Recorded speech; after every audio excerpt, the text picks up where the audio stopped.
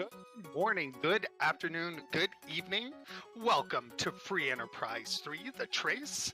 I'm Nitsi in the booth with my colleague Y2 Sky. How you doing today on this wonderful Saturday? I'm doing great on a Saturday. In fact, I'm feeling like doing a little farming. What do we got going here? So this is our Zucchini Zone 5, the Harvest Moon Waning bracket. We have warlink05 against flossiefern.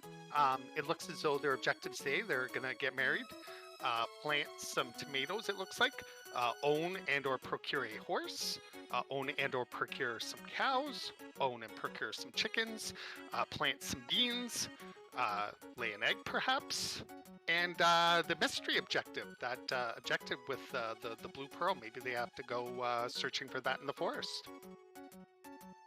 Yeah, or maybe we're working in the little FF1 randomizer, and we've got to go fight Kraken and restore the water ore.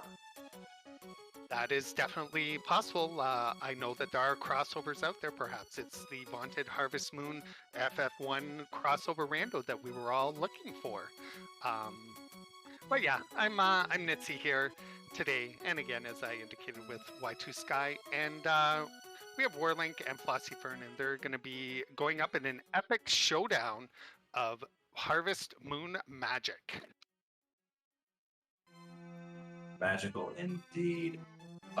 So going into a bit about the runners, warlink05, a frequenter of both asyncs and the ladder races, and flossiefern, a pretty well-established streamer in the Final Fantasy IV free enterprise that we now see in front of us, the Final Fantasy IV free enterprise community.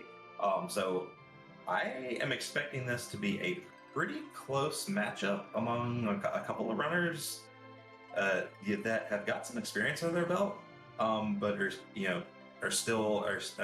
definitely still putting in the work and trying to take their game to the next level.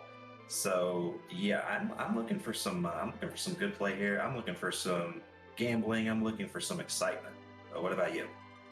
I'm looking for the same. flossiefern, no newcomer to the community. She's been around since the ZZ3 days, which I hear is still ongoing, and Warlink has been around for a really long time as well.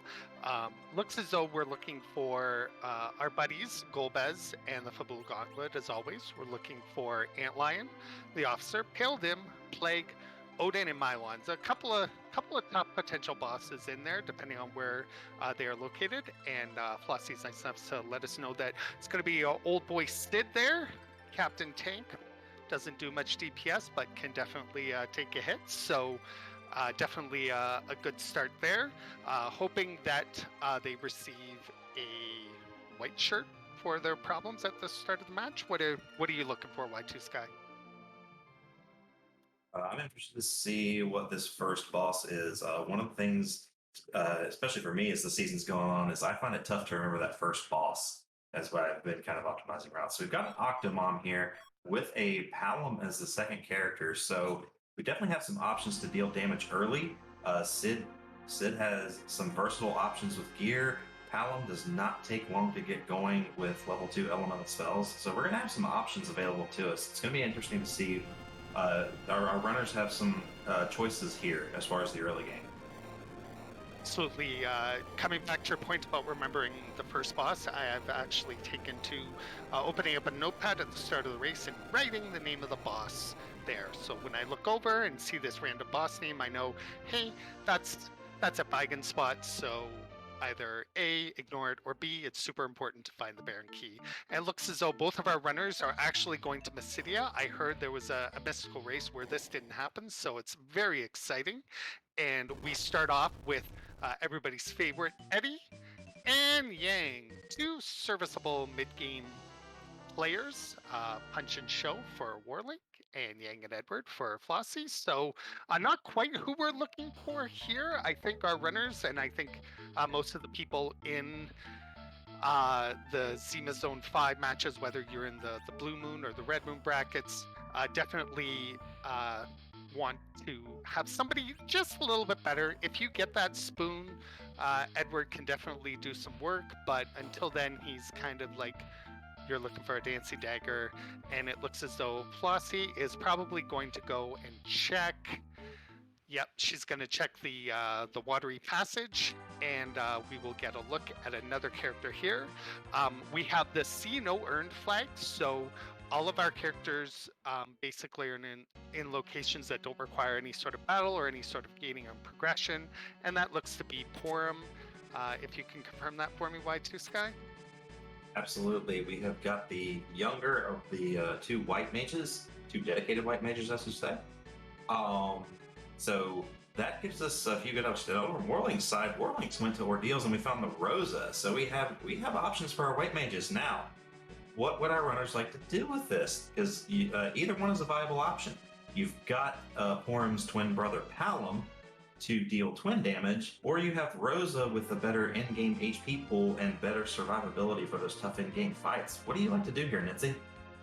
Definitely a spicy check there on Warlink's side. I will admit, Ordeals is not my first go to check. I usually check that at the end, but definitely will take a Rosa. She gets to cure 4 faster than any other white mage in the game, aka Porum, who gets at level 48. But also finding on Flossie's side, she picked up an Avenger, and it looks as though Warlink will probably pick this up as well. I like Palom and Porum for the early game. They're twin cast, as long as you know exactly what you're doing, can definitely put out some damage and definitely take care of business there in regards to that. So definitely good in the beginning game. We do have that Avenger. We just need to find somebody who can actually use it right now. Because right now we have nobody who can use it, which is kind of unusual, but kind of funny all at the same time. Yeah, we definitely want to find a Cecil or Kane to make good use of that Avenger. But we're definitely set as far as agility anchoring because, and we started out with a Sid, as we see an Edge over on flossiefern side. We started out with a Sid. There was a Dwarf Axe for sale in Mysidia that Warlink showed us earlier, and Flossie picked up a Curse Ring in the Damsian basement. So what that lets you do is that lets you reduce a character's agility by up to 20 points, and it lets you level that Sid a little bit to get some HP. So then at that point, your anchor is not really dead weight. Your anchor can gain some levels. You don't have to worry about spending time or rounds in combat killing them off so they don't gain XP. And a high HP agility anchor like a Sid can serve very, very well as a alchemist to throw healing items and provide a little bit of supplemental support in your late game fights. So a lot of party options here. I'm interested to see what both our runners do with them. I'm agreed. I'm wondering if Flossie is going to put off those checks. She's got an edge. She's like, I got an edge. I got a beefy Sid. I've got, the kids. I've got Punch Mage Yang. I might go with this for a while. She may dump Porum when she does eventually go up Ordeals. If she decides to, she may potentially fade that for a little while, depending on where our progression is. On this flag set, it's a forced hook, which is a fancy way of saying you'll only find the hook on the overworld, and that's your only way underground. So they'll definitely have to contend with the two potential bosses there in regards to that, as we do see some looting, and we do see on Flossie's side, she's going to enter the Antlion Cave and take us to our first boss, and we will definitely see what that boss is. Here's to hoping that it's not one of these 8 that we're looking for. Yeah, and I will point out, Barabbas the Black in chat mentioned that, at least the Avenger can be heated. Yeah, at this point, we've seen all 7 of our characters, and look at that, a little bit of vanilla to start with.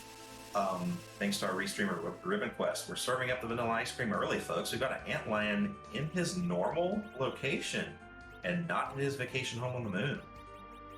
As some would say, seed invalidated, Antlion not on the moon. So in his traditional vanilla spot, he does still have 1,000 HP. He will still counter any fight commands with his little thorns there. But at this spot, even in vanilla, he's not very painful. As you see there, Flossie takes him down very easily, and we will see what our first item is as Warlink goes to check the waterfall boss, and we find a sparkle. And is that sparkle useful? It is plague, so that is a required. And on Flossie's side, we do have the hook, which is our way underground. So quick hook. Definitely be very spicy should Warlink fade Antlion Cape. There is, I've heard that there's that meme out there, fade Antlion. So we'll see if that happens on Warlink's side. But where do you think Flossie's about to go now? She's got the hook. She's got some decent characters. Do you think she's gonna just quickly go underground, or is she just gonna check the rest of the overworld before she does that Y2? Well, you got a lot of characters still that need some levels, especially if you kept the twins. So yeah, I'm definitely still taking my edge and trying to blow up the overworld here. Maybe find a little bit better loot before I try to dive that hook route. We know we're not getting a Cecil, but Ordeals still has 3 bosses. So you still want to go make all those checks. And this looks like a Mylon. We may potentially have boss 3 out of 7 here found already. Unfortunately, no, it's just a Mylon Z. Mylon Z will help you get your Zs, but in this case, he gets to stay up on Mount Colts forever. Or Mount Hobbs. Wrong Final Fantasy. It looks as though on Warlink's side, though, with Plague, does have about 2200 HP here, so kind of annoying. But Warlink is going to get through this without a problem. He got the Star Veil up on Rosa before he was able to cast Count. I'd noticed he had turned down his battle speed to make that possible. So what happens with Plague's script here, he checks to see if all of the characters have Count. If they do not, then he just casts Count and basically rinse repeat. He has no other attacks, so even though I would say at this level, Warlink is dangerously under-leveled for this boss. It should definitely not be a problem, and it's just a matter of just hammering away at this point. It looks as though Flossie did not turn down her battle speed enough, or well, has a slightly different character makeup, so maybe she's going to take a slightly different path here in regards to that. Yeah, I'm interested to see what Flossie does. Warlink, I was initially concerned about damage output, but then I saw we've got a Rosa up there with bow and arrow, and that's going to do some bonus aerial damage against Plague. Look like Flossie has reset out of that fight and is going to check Misscape instead. Yeah, Plague in that spot is fairly fast. It's one of the faster spots in the game. Not the fastest, as I recently learned out, but still pretty fast. And yeah, she can definitely come back, as Barabbas the Black has indicated in chat. She can come back to that spot as long as she remembers that it's there. Leaving it for now, I don't see that as a problem at this point. I think you would agree with me, Y2 Sky, in regards to that. Yeah, that tends to be my preference when I'm routing this. Those bosses aren't going anywhere. You're gonna be able to come back eventually once you get underground, and then come back up, and you'll have a lot more levels, a lot better gear, and you'll pretty much just one-shot those. So it can save a lot of time not trying to take them now. The only, of course, every strategy has its gotchas and its nuances in this game, right? That's the beautiful thing about it. If I'm really looking for experience on characters, or if I've got a Fusoya in my party, if I started with a Fusoya on this flag set, you want to take those bosses ASAP to get spells. This is an interesting little combo here. Bedward coughing up the pink tail. That is going to be a high tier item that is freely available to our runners.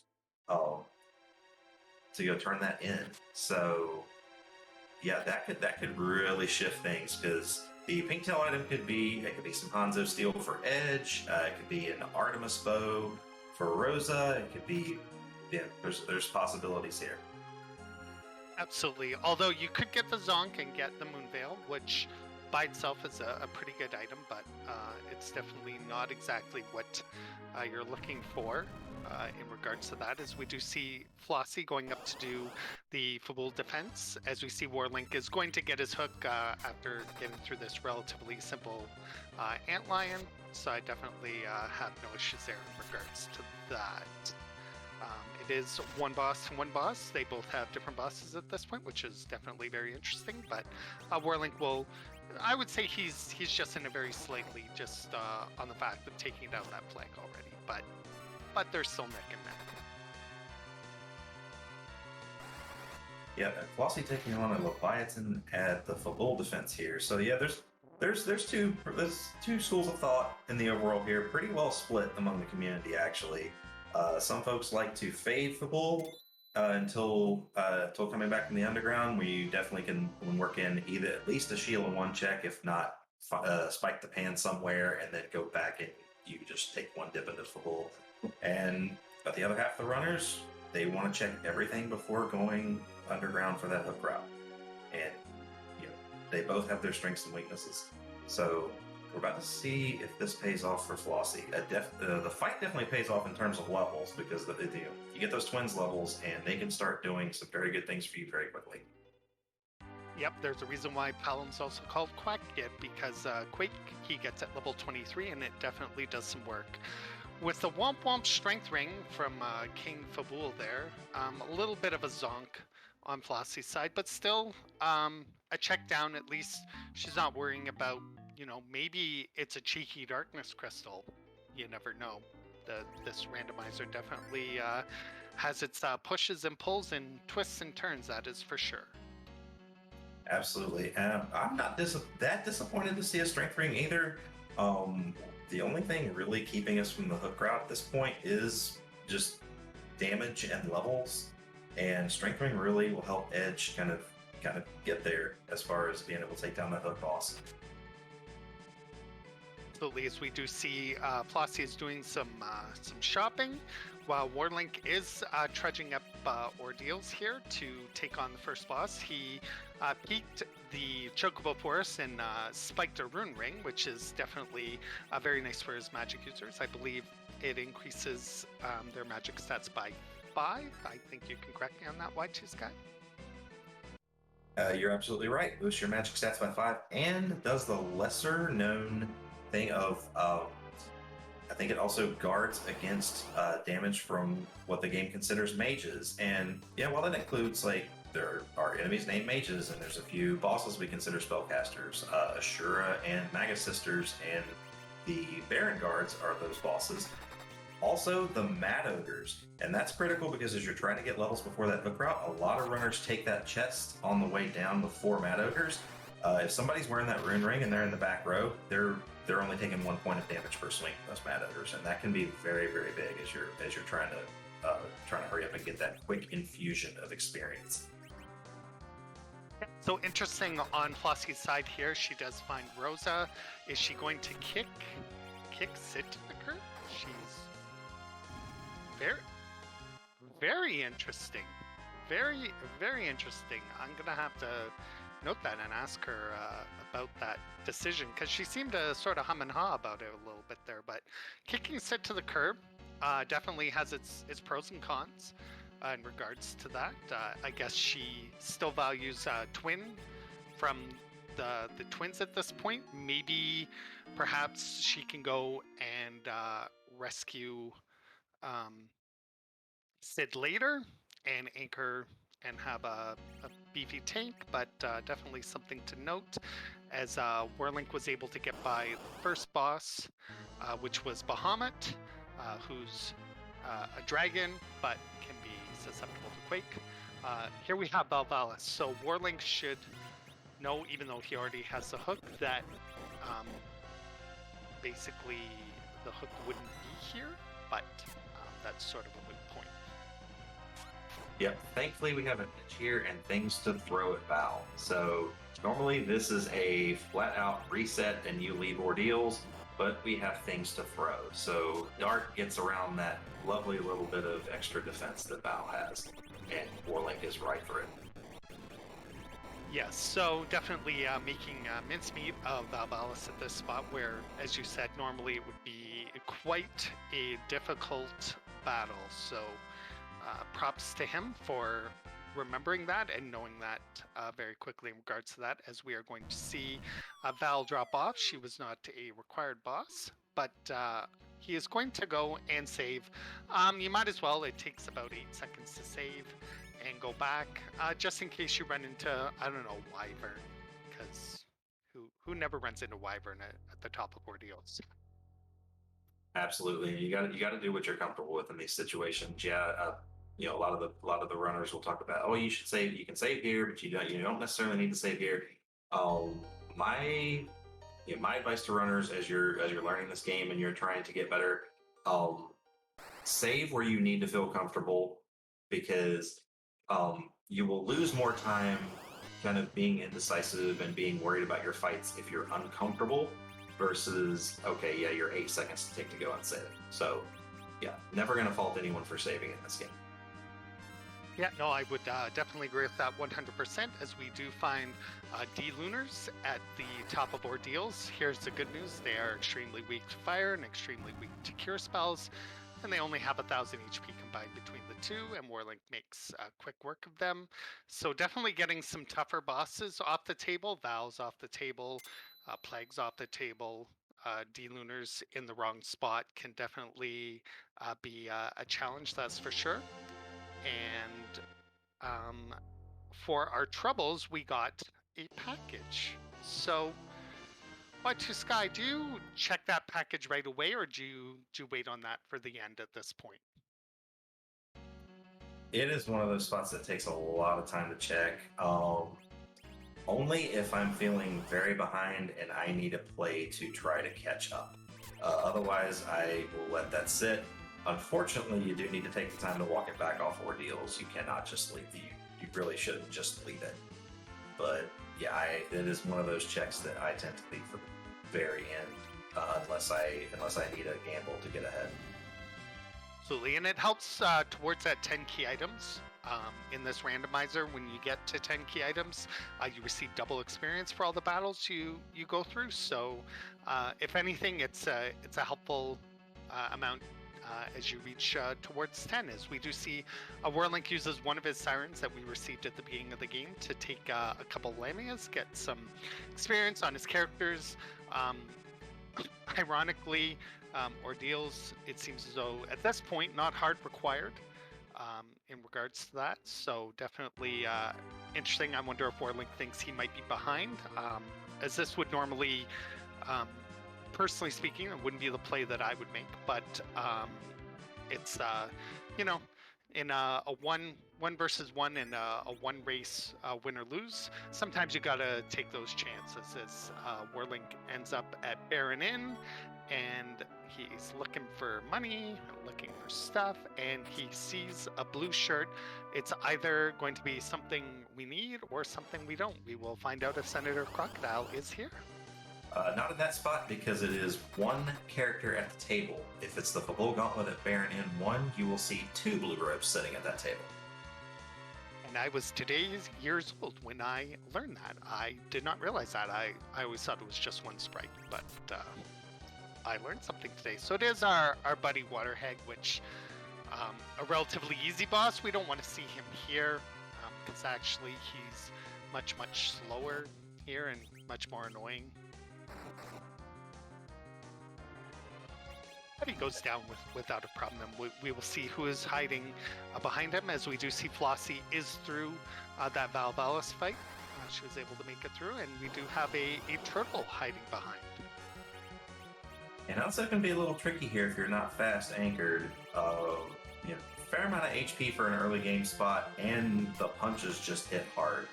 So if you fear the wave and end up trying to nerf it by using Thor Rages, you may inadvertently put yourself in a bad spot, because now you're opening yourself up to more punches. But we have Palatable Virus, that's not going to be much of an issue. flossiefern did take a little bit longer to get through that Vow on her side. She didn't have the Drain Spear that Warlink picked up earlier, so Warlink being able to dart both a Drain Spear and Avenger to get through, you gotta feel good about being in that position. I would feel, if I could dart my way through that Vow, I'd feel a little bit ahead right now. Yeah, no, I definitely would agree in regards to that. And I think this is a relatively slow spot because we didn't see a single wave at all from Ginatsu. And for all of our troubles, we get a very cute hat that can be worn by Rosa or Porum. Again, would not be completely unhappy with this find. Doesn't boost the right magic stat for our white mages, but it provides a fair amount of physical defense as well as lightning resistance. So can become pretty crucial in the right spot. Definitely a good pickup. It's better again than picking up, say, a Moon Veil or something like that for your troubles. But I wonder if Warling thinks or feels as though he's behind, because now that's basically 2 checks, and he hasn't got anything else. You're still sitting on that hook. The spots that he's gone to are relatively low experience, so I wonder when our runners will try and ford their way through the underground, or potentially try and check Eblan Castle. As we know, Hanzo Seal is known to hang out there from time to time. Yeah, this is one of the trickier spots to be in. You don't have the Cecil or the Cane, so you become a little more limited in what gear you can use. The Young really needs more levels.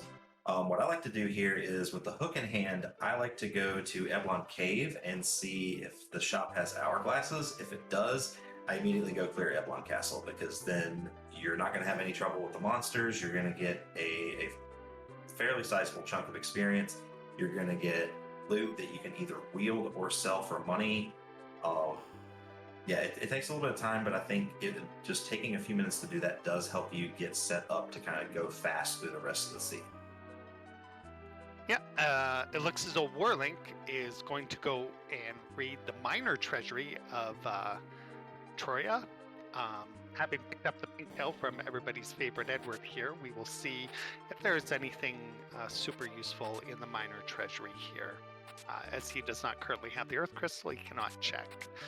Looks as though probably not quite what he had hoped for in regards to that, and we'll see where he ends up with next. It looks as though, unfortunately, on Flossie's side, Plague was able to get to her, and that is a reset for Flossie. Yeah, surprised we haven't seen that pink tail check yet from either. Well, Warlink just picked up the pink tail, but I'm surprised we haven't seen the check from Flossie yet. Yeah, I think she's hoping maybe to spike the rat tail and turn them both in at the same time. In regards to that, she also might feel now that she's wiped to Plague a couple of times that she feels a little bit behind in regards to that. So she might just be, again, as we indicated earlier, putting that off, and I would just totally take that off the table until the end.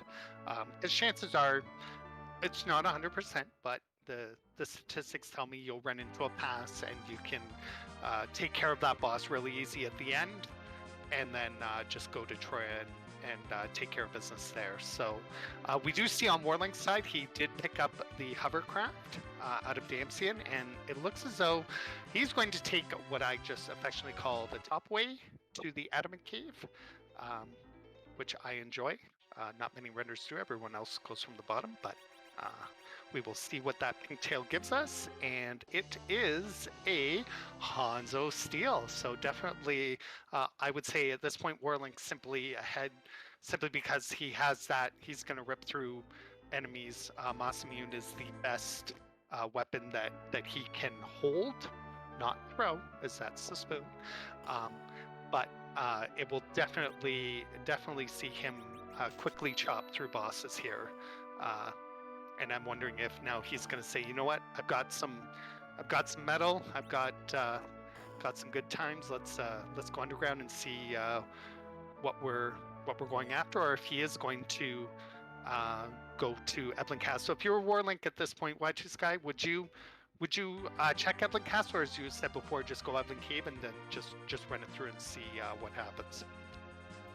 I've got Edge, and I think the 4 Mad Ogre chest would be sufficient to get maybe Porum, if not Rosa, to Berserk. they see Warlink's going to Eblan Castle anyway. I don't mind that play either. Especially if you are thinking you want a little bit more money. Oh nope, I got faked out. We're going to dive the cave. Yeah, Warlink is doing exactly what I would do here. Your edge is good. Your edge is end game ready at this point. Hanzo Steel in one hand, Long in the other. That's a perfect amount of power. But we've got the Sirens in the shop, but not much else. Elixirs maybe.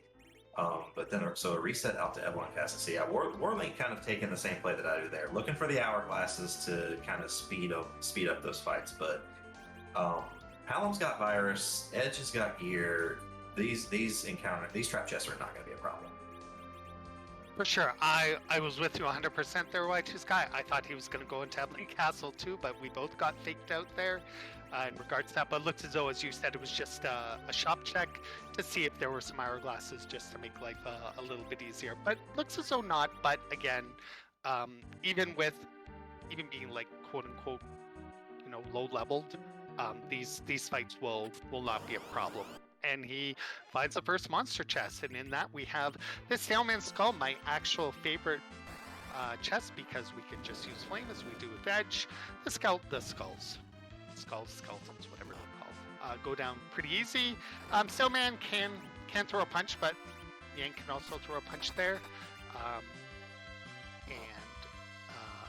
Basically you have your sit there to take some hits, so that's good for him. He'll throw out some DPS in regards to that. We have an Ice 2, which Sailman is weak to, and for whatever reason he's weak to Ice. I don't understand the logic, but that's Final Fantasy IV. And it looks as though Berserk was learned by Rosa. And you have some money. Yep, we have a sword for Sir not appearing in this seed. Over on flossiefern's side, I always got to admire the never say die attitude here. We're going back after Plague. I agree. She probably just wants to get it off the table to say, you know what, I don't want to forget about it near the end of the game, and I definitely respect that play, because I've been in the same spot where you're like, I've got 2 bosses left. Did I forget something simple? So get it off the table, and she was able to get that Star Veil up on Porum, so that's just going to reflect off, and it actually does count down on Plague, but I don't know the exact mechanics on it in regards to how it counts down. I've seen in some locations Plague gets killed by his own count, but for the most part it is not. I need to look into that just a little bit more. It looks as though Warlink is going to continue looting here. Probably looking for something good for his buddy Edge, perhaps another Mazza, and we'll see if it's in this trap chest here.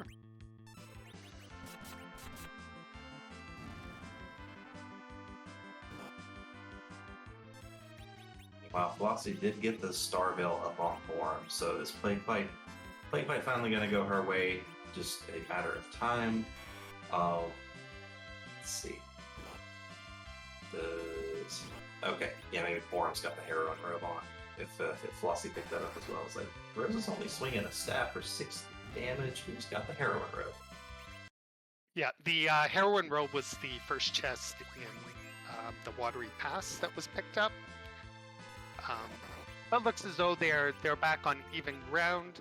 Unfortunately, Kane and Rosa went down on Warlink's side, but they'll be okay without that. You get a Blarg spell, more money, so much money in this seed.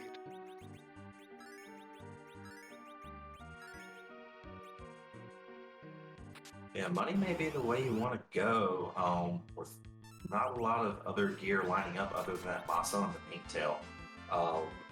You may want the money so you can maybe check a forge shop later for something good, or if you get one of the underground shops that has something you need. Yeah, you may need the money the way this seed is shaking out. Absolutely. Who said you couldn't buy your way out of problems in this game? I'd like to talk with them. So we do have on the Mad Ogre chest here, the final chest in Eblan Castle for Warlink. Again, Mad Ogres can be a little beefy, but Edge Edge doing his DPS there is not a problem there, and I don't anticipate any issues. You know, Punch Mage likes to do work, so and getting those like glitches off. There's a flag that we have set. There's a fun glitch in Final Fantasy IV, just the only glitch ever. Said nobody ever, where you can use a life spell on an enemy. Basically, it returns their health to 5 times their vitality, but in the game, all monsters have 0 vitality, so it ends up as though it's a second kill. It automatically dies, and you get the experience for that. And there was a protect ring there, so I don't know. It's a tough up at castle here. It looks like Y2 Sky. I'm not sure if Warlink thinks he made the right decisions here. Yeah, and again, you never know. Well, we may have to ask him about this afterwards. But oh, wait a minute, we've got that Mura, we've got the Hanzo Steel pair over on Warlink's side now in an untrapped chest for our Edge. So yeah, Edge more than set at this point. Yeah, I'm gonna be eating my words on that one. Yeah, the untrapped chests in Eblan can really surprise you. I don't know. In Warlink's mind, you know, like again, you don't have the optimal party. Like you don't have a Cecil to wield that crystal sword. So how do you overcome when the game does not throw you the right party levels? So yeah, just full clearing this castle, getting some much needed experience. It could end up paying off in shorter of a route and shorter fights once you get underground. Absolutely. It looks as though a slightly harder time there for Flossie with this Staleman chest that she found in Eblan Cave, and she's going to reset out of that. I'm not sure exactly where that puts her. It puts her back at the mouth of the cave. Okay, so not that bad. As we see the couch sales-a-thon on Warlink's side, he doesn't want to go through the inventory boss again. That's it's a bit of a bummer. I've been there, where you know you're just trying to go, and the game's like, well, hey, you gotta pick up this Cure 1 and do something with it. And definitely just want to clear out that inventory, make sure that you don't have any issues there. Got that sword command, should be good to go in regards to that. As we see the check of the armor shop, there's a ninja hat. He's probably going to pick one of those up, and 2 of those up, why not? And nothing too useful in the weapon shop. No, he thinks about it and then decides, you know, I'm good. Yep. The +3 agility on the ninja hats are definitely an unsung hero of many a party build. It can definitely mean the difference between wonky turn order or hey, everybody's nice and neat RA1. I know exactly how to get my party through this fight. Also, if I were our runners, I might be asking Ribbon Quest for a refund at this point, because you know, looking at that sell, had to sell a Dragon Web and a Bahamut summon because you don't have Iridia. Ugh. Yeah, you hate to see it. Although at the top of the tower you have a Demus, which is going to be more annoying than difficult. You have your White Mage with Blinks, so you'll be able to take care of that. Unfortunately, you can't have Cecil cover strats, which I love the most in regards to going up this tower in regards to that. But yeah, fun hat to wear, ninja hat. Warlink was nice enough to let us check that one guard who says hook seeds are the worst. Love that check, so +1 to Warlink for being awesome. But +1 to Flossie for also being awesome, because she's going to check all the chests. She's probably looking for something. As you know, there the Murasame can't be in an untrapped chest. Perhaps she's just looking to spike that. She does get the black shirt, which thankfully has been fixed in the randomizer. They were nice enough in the vanilla game. The black shirt actually gave +15 to will instead of wisdom, which is a white magic stat. So it was kind of useless. Yeah, Demus also kind of extra cringe as a runner here, because keep in mind you just saw both our runners throw their best dartables at the Valvalis on the Ordeals bridge on the second spot there. So maybe not as much to throw at the D-Mist here on the hook route, and that could really add the time. Warlink here a little bit more of an advantage. Found a white spear and a couple other things. Maybe it's just the white spear. I'm not sure yet. It's not I did see white spear is better than nothing. Yeah, except because of the way the game's coded, Demus is actually strong against holies, so it'll do some damage, but not nearly as much as he's probably hoping. Not as much as, say, he throwing it at Mylon Z would do, or just about every other boss. Correct me if I'm wrong, but I don't think any elemental things apply to Dark. Let's just rewind the last 30 seconds and just restart from there. Oh, hey, it's a King Queen Nothing spot, and it's our favorite, Ogopogo. Ooh. Rhythm, remind if I get Ribbon Quest restream or just a seed roll next time I win one of my matches, I need to make sure I'm extra prepared. That is a Ogopogo. That is a very tough route. Yeah, there are a lot of different bosses that can be at this spot. Ogopogo is not one you want to see. Definitely interesting. He's going to throw the white spear here. I'm not against it, but as you can see there, Ogopogo from the depths of Lake Okanagan to do that big wave.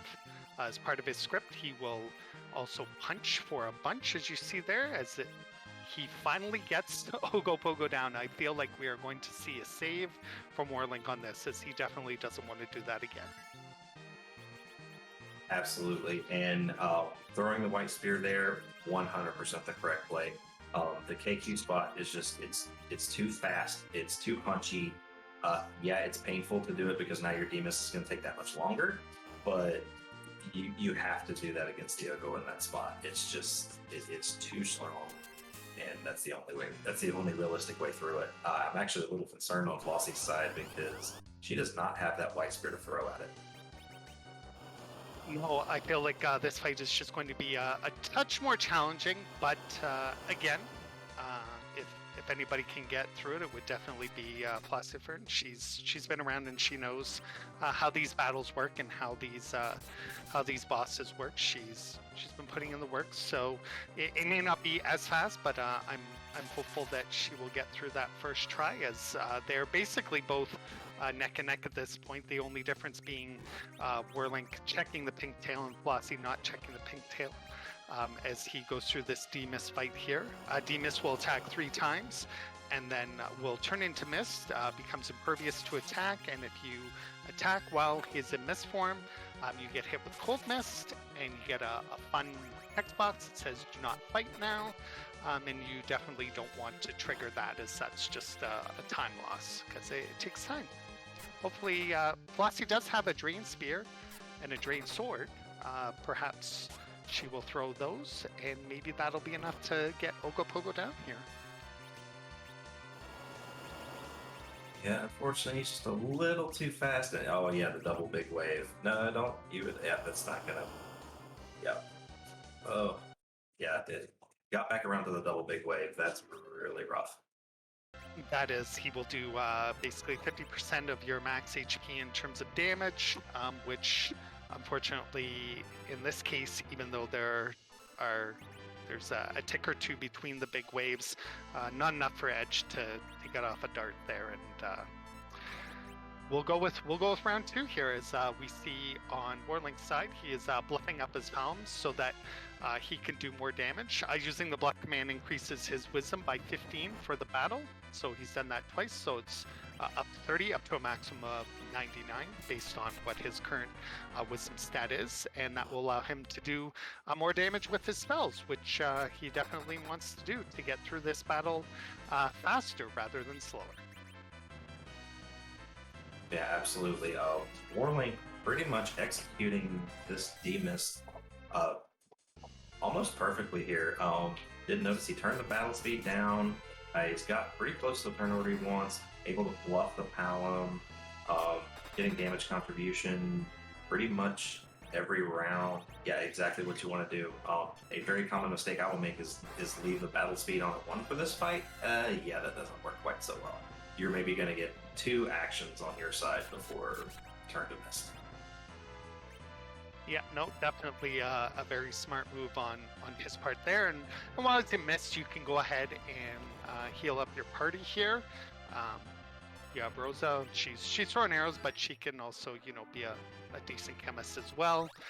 So that when he does punch, he has been doing some damage there. You do see Sid taking a nap, which is very nice. But definitely, Warlink setting up looks as though he wants to bluff up that bluff up that Balam, get him going first, and then he's been able to throw 2 viruses out per cycle. So definitely on his way in regards to that. As round 2 for flossiefern, she was able to get through Ogo, and I assume she's going to go and save now, or we'll definitely see what happens here. Yeah, very well done on Flossie's part to get through that fight. That is Ogopogo at KQ has stonewalled many a runners, and yeah, Flossie just bouncing right off the first one, coming right back and taking care of business. Absolutely admire her determination in regards to that and not giving up. Like you said, other runners may have just tucked tail and tried to figure out a different way, but she was able to power through it that second time, and she's going to go into that Demus fight, and it's still anybody's match at this point, as it looks as though Warlink is not having much of a trouble, and there's Demus going down there as Flossie's going into the Demus fight. So getting underground at roughly, let's round it up and just say 43 minutes. So definitely a good time on his side there.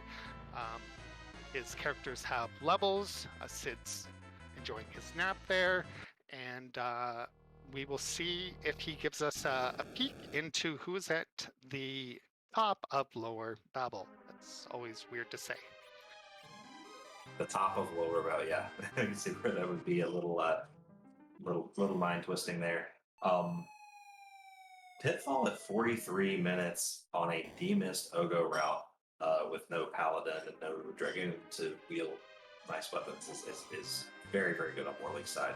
We've got Nashura at the top of that tower, not a required boss, and no tower key yet, so we may be leaving Ashura up there for some time. Yes, let's hope she's not gaining, Darkness Crystal, which she might potentially be. You never know with this game, but we will see what Warlink does next here. I anticipate he's going to check Baymarch, perhaps, as he doesn't have the pan, and Hallam gets Warp. There is a Warp glitch in Dwarf Castle to get the Sealed Cave key item in regards to that, but that doesn't happen until level 29, which Palom is at 27, so looks as though he is going to find his sirens, and we're going to have a bit of a grind here. Yeah, maybe just a couple of eggs here. Not quite even an omelet here. Just enough to get Palom that critical warp spell. Over on Floss's side, we got the Demus fight going. Little concerned about this setup. We've got Palom in the anchor spot, bluffing up, but I don't know if he's cursed or not. I didn't see her put the curse ring on him. I don't think so. Flossie tends to use that curse ring typically for Z fights, so he's running whatever. He's probably at maybe 10 agility right now, I would guess, based on level. Could be 9. Yeah, well, that's going to set Flossie up to be able to utilize all 5 characters to deal damage. You're going to end up getting fewer turns overall, just based on that agility anchoring situation. The Rubicante vanilla spot here is very, very fast, and so if you've got the curse ring available, you definitely want to put it on that middle character here. But we'll see how this plays out. Although she's getting contribution across the board for him not being a slouch with those arrows. I think, if I recall, doesn't the curse ring give you -15 to your black and white magic stats, White Sky? Yes, Curse Ring is minus 15 to all stats. Its general use is to reduce agility, but yeah, it does have that drawback of all the stats are reduced. Um, the magic stats in particular are easy to mitigate with stat gear, so especially on T Wildish, if you get a Charm Rod or a Stardust Rod, you can negate most of that, and then also, as Chat's mentioned, you can also bluff the Palom and kind of negate some of that. So yeah, Palom's still okay to curse here. Me personally, I'm probably cursing the forum and putting the Palom in in the top or bottom slot there where you can take turns very frequently. Definitely makes sense. As you see there, Demist a little bit punchy, takes down Rosa and Palom. As we have CPU on Whirling's side at the doll spot. So this is going to be a bit annoying in regards to that, is that attacker will do 10% of your party's HP in terms of his laser attack. And you can't really zerk up your edge or your yang at this point, because if you take down that attacker, CPU goes into self-preservation mode and casts something called Globe 199, which basically will wreck two of your party members. Then CPU will run his recovery program, brings up the attacker and the defender, and you don't want to do that because the defender will basically heal him for 10%, and if you've done a lot of damage, it's definitely a lot there. But looks as though Warlink may be counting his DPS here, and he might be through. He is definitely through CPU, so definitely good on him for counting, because that quick spell can definitely make the fight go sideways very, very quickly. So kudos to him for doing that, and we will see who is behind. Yeah, a lot of tough bosses here with the back attack Val, the Demist on the hook right now, the CPU, and now we have a Moon Sparkle, a Dwarf too. Is this the dreaded surprise Blarg? It is. Look at that. It's like you can predict the future. I'm sorry, Warlink. You should buy yourself a lottery ticket. No, because yeah, everybody says that, but then you're not thinking about law of averages at that point. Like, although at this spot, the Blarg, you can sometimes get lucky and he will miss, as happened to Rosa here. Yeah, somehow Wyvern was able to miss completely and survives first try. So definitely good for Whirling to get through that. That could have definitely been a potential time loss in regards to that. And yeah, we will see the Red Hand of Doom here come and take the crystal. I believe he'll just have to pull back up Palom to cast that warp, and we will get a sneak peek at whatever the sealed cave item is, because this game is perfectly programmed for some reason in the memory. The sealed cave is loaded, so when you warp to the previous level, it will actually take you to the sealed cave crystal room, and even though it's out of logic, it can definitely be something useful, and we will see what that is on Warlink's side as he goes up and grabs the crystal and gets a Baron Key. Ding, ding, ding. Definitely very useful. 3 boss checks there. 1 we already know, and 2 we don't know, and we will see what Luca gives us for our troubles here. What has she been holding on her neck? Another key, a tower key. All of the keys. Maybe they will find the magma key from these keys. Who knows? Yeah, then we can get underground. But yeah, Baron Key and Tower Key here, both big pickups. You definitely want more of the more of the blue planet here to open up as you're going through and getting your underground key items. Yeah, what really can turn the seats on their head very quickly is if you get that darkness crystal, but then there's a lot of gating key items still on the table, and then you have a really tough decision.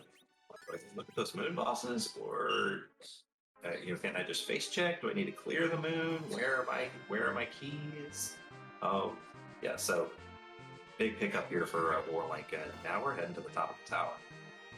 Also, over on flossiefern's side, we seem to have stabilized against that D-Mist, just taking a little while to take her down, but not dying is the goal at this point for sure.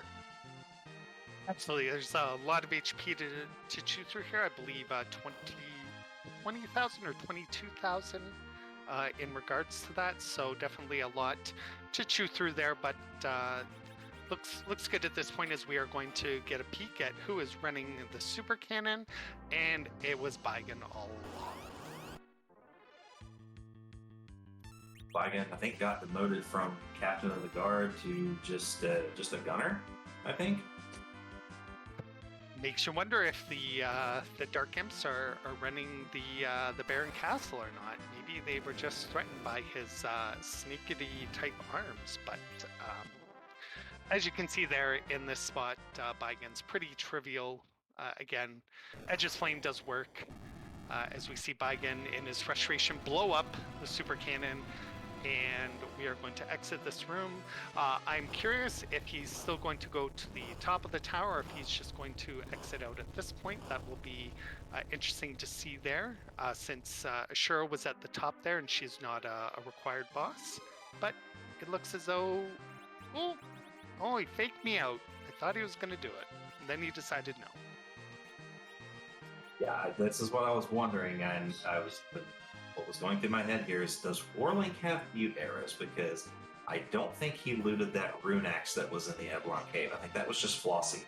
So, we don't even have rune axe wielders, so never mind. But Warlink has mute arrows. Yeah, that's the only circumstance in which I would do that, Ashura. At that point, I may take a gamble and fade the top of tower. I don't know. It's hard to tell when you're in Warlink situation whether you might feel ahead or you've just gone through a lot of tough stuff. You might feel kind of about to gamble. But we got mute arrows. This should help take the Ashura down pretty quickly. Absolutely. I was about to say, as long as he had picked up those mute arrows, Ashura will be pretty simple in regards to that. Ashura is the magest of all the mages and is weak, I believe, times 4 or times 8 mute arrows, as well as the rune axe. But we will see what sort of strategy Warlink will use here. There are a couple of different strategies you can use. You can use the double star veil strategy, which it looks as though he might be using, just to place wall onto Ashura, because she basically goes through her script, casts Cure 3, then she'll cast Cure 4, and then she'll cast Life 1. You can lock her into Life 1. It's not a slam dunk that you can lock her into Life 1 if you're not familiar with how her script works.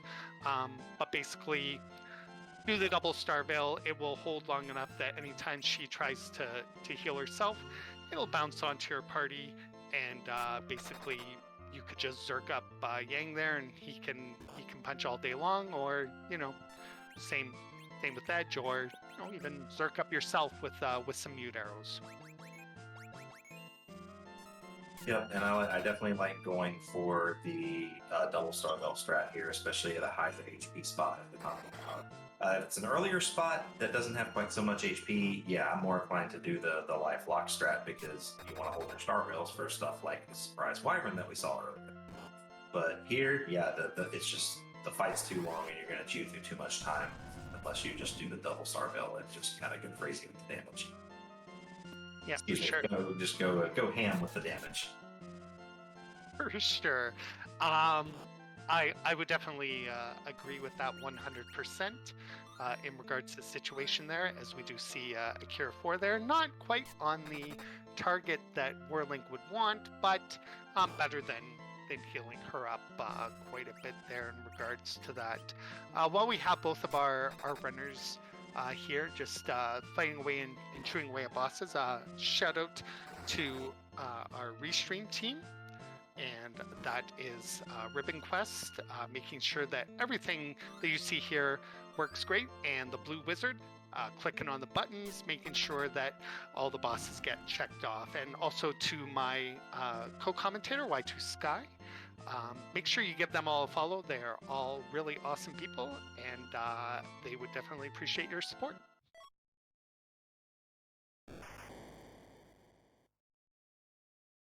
Looks like Ashura has given Warlink an adamant for his trouble. might not be a bad thing if the key item here at the bottom of the tower coming up is going to be that legend sword, because hey, we need something to do with all that crystal sword money, and there could be lots of good stuff in the forge shop to spend it on. Absolutely, but knowing how this game works, I believe the Legend Sword is probably locked behind a moon boss that we're never going to see, because that's Final Fantasy IV. Yeah, I hate to admit you're right on that one, see for sure.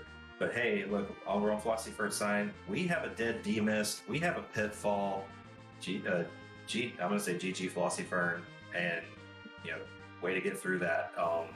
flossiefern did not really have as much of the gear picked up as Warlink, and that was a very difficult fight. So you know, those long fights are difficult to kind of hang in there and keep a stable rotation going. So yeah, very, very, very good on flossiefern side to get through that fight, and welcome to the underground. Yeah, and we will see what Sid's engineers will give us. Oh, spicy darkness crystals. So very, very interesting. We will see what Warlink decides to do with that. He's gonna go to Tomra and he's gonna check the item shop here. I think he's still looking for hourglasses probably. And there, he found them. Magic. While on Flossie's side, she is going to go ahead and cabin up, and looks as though she will be able to face off against CPU and Blarg. I hope that she's ready for that. Meanwhile, Warlink is going to tour the Fey March here, and there is the one key item in the chest that may or may not have a key item, and there are two bosses down here. I wonder why, Two Sky, you're almost an hour in at this point, and you've only downed two bosses. What's going through your mind right now? Because usually seeds go just a little bit faster than this in terms of bosses and progression in regards to that. So I know I've taken difficult fights. Ooh, a power shirt, gotta love that. I know I've taken difficult fights, but yeah, I've cleared Dwarf and I've cleared the tower, and I still only have 2 out of 7. Yeah, I'm trying to. First, I want to check this Fey March because very good odds something's here, and then I want to hurry up and go visit Yang, get out of the underground, go check that Baron key because check that, and then it's probably time to figure out. Let's see, what do we got? 1, 2, 3, 4, 5, 6, 7, 8. Yeah, hope we get that 10th key item and look for a grind to go efficiently do the moon, because if we don't get to where we're 4 or 5 out of 7 here very, very shortly, then we're looking at a situation where we probably need to clear them. Yeah, and nothing strikes fear into the heart of a runner rather than having to full clear the moon and a required full clear. I personally don't like it, but it definitely might be a possibility here, as we do see Warlink go down to the library, and we see the Dark Imps, and we see the Mega Sisters. Neither a required boss. It's looking more and more as though the moon may be fully required. Looks as though Warlink is going to take this fight, I believe, for the experience, and maybe there's something behind that will definitely be useful in regards to that. We will see how that goes, as flossiefern is going to go into the CPU fight, and I don't anticipate any problems from her standpoint there. Warlink's still playing with the lower battle speed, definitely played into his favor there, as basically one hit from any of those imps would have killed his party there. So hats off to him in regards to that. And he gets a shiny elixir for all of his trouble. Oof, not what you want to see. You're trying to take out a couple of these Fey March bosses in hopes of lowering that pool of gating key items. We still got a lot of them out there. Most of the key items we've gotten are the terminal ones. Package, Sand Ruby, Adamant, Pink Tail. All of those are what we call terminal key items. They don't lead to any other checks, with the exception of Package's one boss. So we've still got a lot of the game to open. Yeah, this is where I start getting kind of nervous, but also if I'm in Warlink shoes, I'm feeling pretty good about how I handled these tougher fights. So yeah, clear as much as you can, keep looking for key items, and you get to where you can level your characters up to endgame levels, and just go start clearing stuff. I tend to find if you start overthinking these seeds too much and try to go back and forth, you end up spending more time than you would have if you had just leveled up in full clear. So yeah, just if I'm in Warlink shoes, I say just go fast, clear what you can, and see where the seed takes you. Yeah, I was going to say, interesting on Warlink's side that he's not going to check that Baron key that he does have. Although he may check it before he goes to Babel to see what Sheila 1 is all about, but looks as though instead he is going to check Sheila 1 first. I think on this flag set, I probably beat Baron first, just because this is a key item check. We already have access to the moon, and I'm thinking just from looking at the bosses, you want to try and get more of those down, or at least figure out what the other two are in regards to that, as he had faded Fabul, so it looks as though he's just trying to get away with the single dip here, and we'll see what Shield 1 gives us slightly thereafter, as he's going to get a shiny hat for Rosa on his team there, as Flossie is through the CPU fight, only leaving the attacker, and he will go down in pretty short order in regards to that. Chat noting not having warp on hurts, definitely agreed. I've been in a situation here where I have gone through these bosses and I've been one level short, although, yeah, unfortunately did not get to 29 there on that battle. If Flossie happens to survive with Palom at the second spot, that might be enough experience to get to 29. I can't remember off the top of my head in regards to that. And I apologize, it wasn't a hat. It was the strength ring at Fabul. And we do see Blarg here. And unfortunately down. That is... Ouch. And also, while flossiefern is reloading, we would like to welcome Free Enterprise 2 with the raid. Hello, I hope you all enjoyed your match. I believe it was Dekar Smash versus Solaris. Whichever match it was, please do not spoil that here. We probably have some viewers that would love to rewatch that match after this one has concluded. So welcome on in, pull up a chair, and enjoy some Free Enterprise. The Ribbon Quest has dealt our runners a challenging seat here, and it's getting interesting here as we head into the turn from the mid game to the late game. Yeah, welcome in Free Enterprise 2 Raiders. Again, no spoils, or you get the Bob.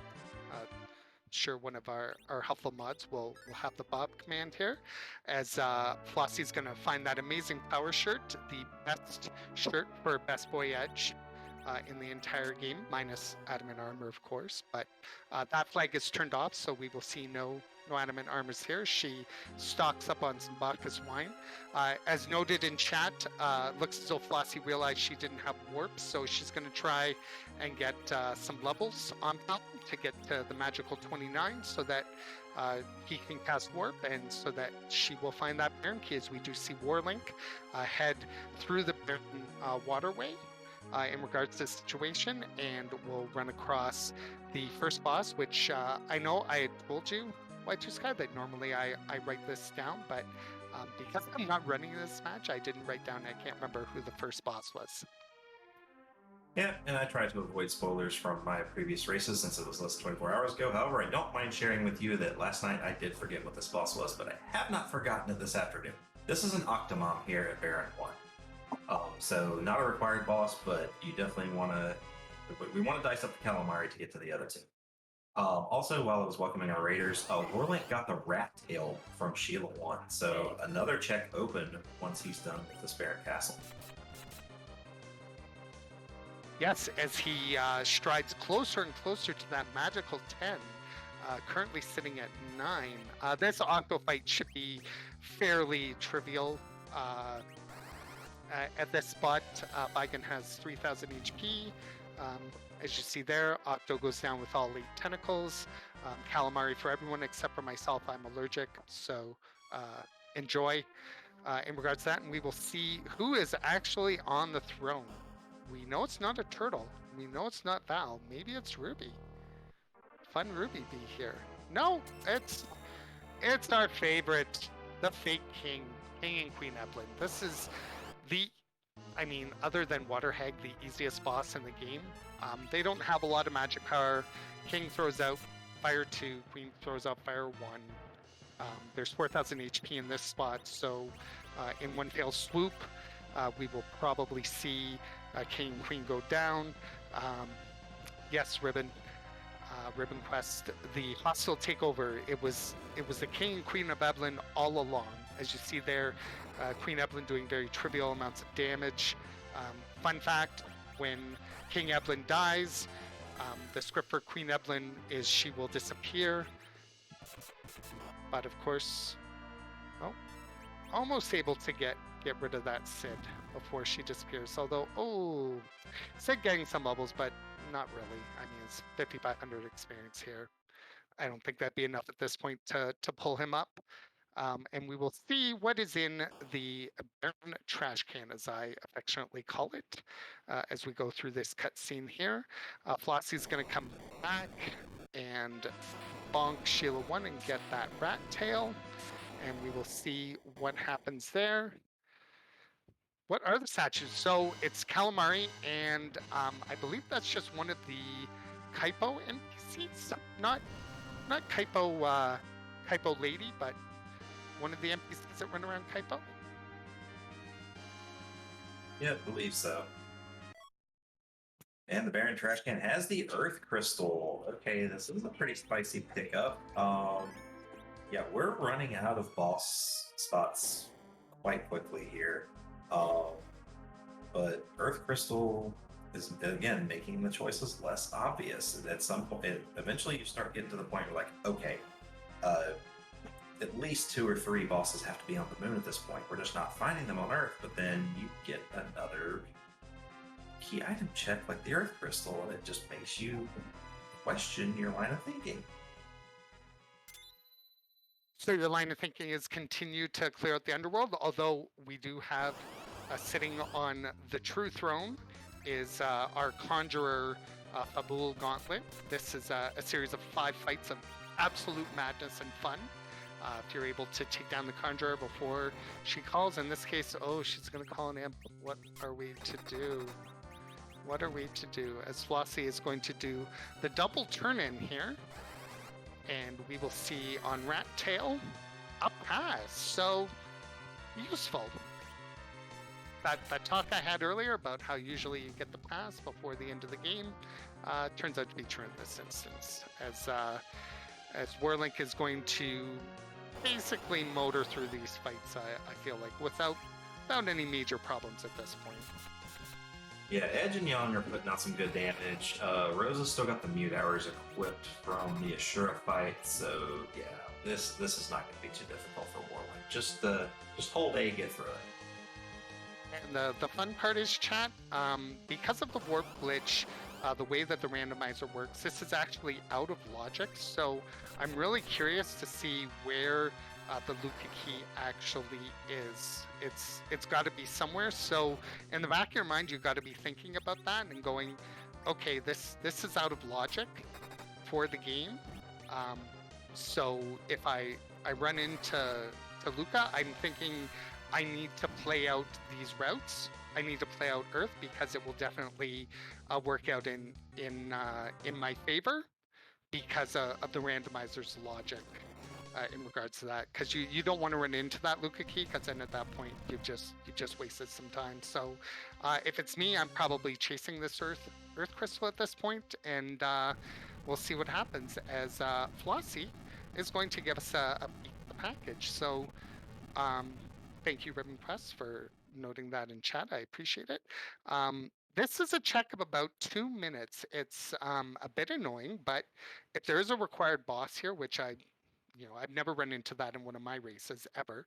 Um, it can definitely swing the scales because it is a low percentage play, and Flossie, having had that really long but successful Demus fight, might be thinking, she's a little behind. She's going to make that play, and sometimes the gambles work in free enterprise, sometimes they don't. So we will see what we see here.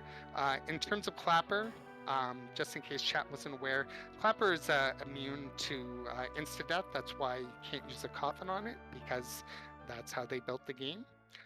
So we just have to punch down that Clapper, and he should be through that very, very quickly.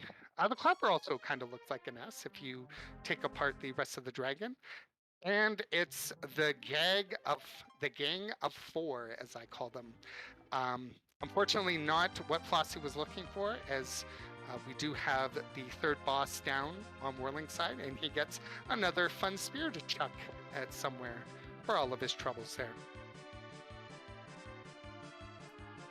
Yeah, and also I feel pretty good knowing the whole gauntlet is out of the way and not sitting at the Masamune altar, for example. So yeah, Whirling got to be feeling good about that one.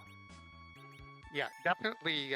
Whirling's got to feel as though that he is ahead, even though this seed has been quite slow. He's still got to feel like, I got through that. I got through this. I'm doing good. Things are good. What do you do if you're Whirling next year? Are you gonna? Oh, you're gonna check the rat tail. That's what you're gonna do. Yeah, I think you're still looking for 10. He's got 10.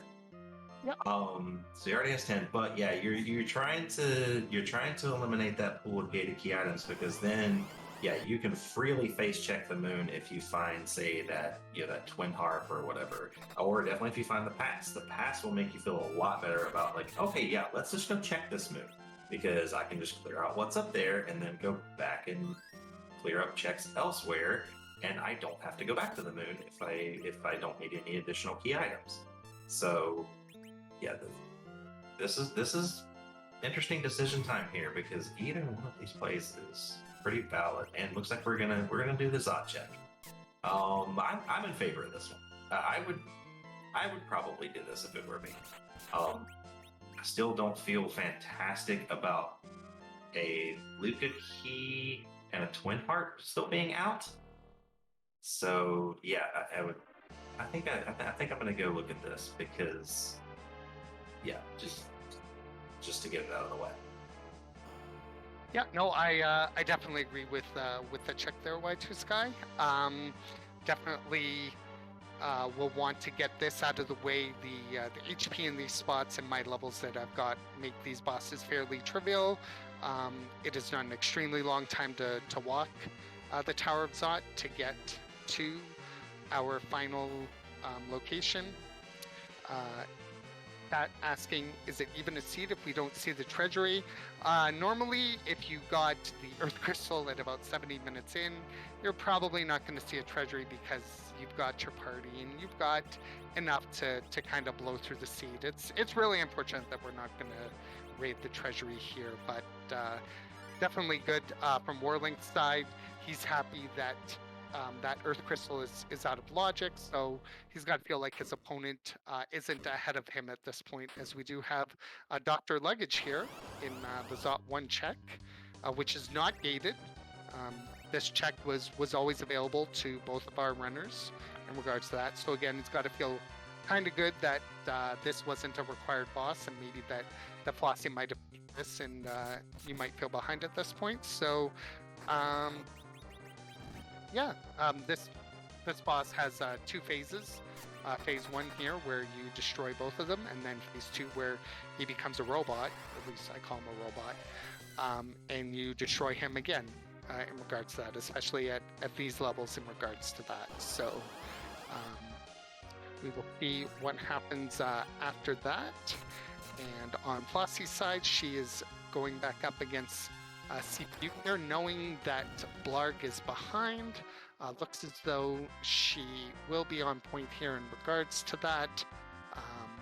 buffs, eating these mazers, and then just healing up from there.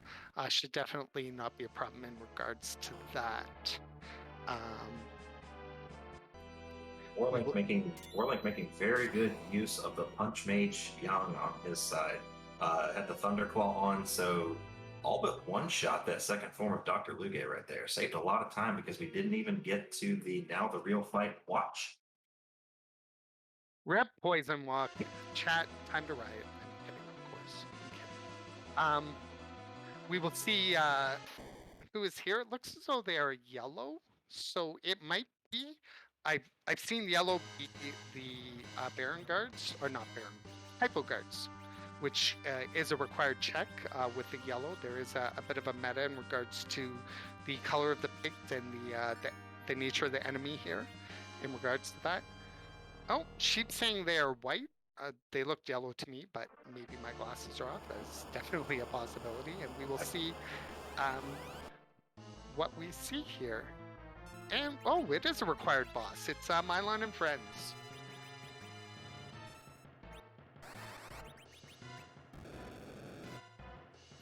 Yeah, I'm trying to remember if the purple Mylon sprite is in the blue group or the red group there. I'm with you, Nitzy. I thought I saw yellow ears too, but yeah, I don't think we want pig ears to become the next blue and green dress or whatever it is. Purple is with the blue. Thank you, Ruben Quest. Okay. I'm still learning the piggy meta as it unfolds here during ZZ5. This Mylon fight, as you see there, with the levels that Warlink has, is pretty trivial, and he's got to be feeling extremely happy. Here's a boss again that was still out of logic. That is his fourth boss down. He's got to be feeling all right. We'll see what this key item provides in regards to whether or not you continue down that chain. It could be Twin Harp, it could be a Thonk, it could be, Magma Key. It will not be Luca Key, I can definitely tell you that much. Hey, we can get underground now, yay. I cannot find that key item. I cannot find the Magma Key without hearing Solaris's voice in my head. And I'm not even going to try to do the impression. I would not do it justice. I tried there. I know it's not doing it justice, but, I think our community is about memes, so I try and hold up the meme as much as I possibly can. I think you did great, Mitzi. So, yeah, with this, there's nothing else really to check. I think you go make a few omelets to give Rosa to Cure 4, and you go to the moon if you're a Warlink. Had it been the twin part, I might have went and face checked that. Otherwise, I would have also probably left the pan and go to the moon at this point. The pan is a little bit more walking than I would like to do before face checking the moon. So, I think Warlink's pretty spot on here. Yep.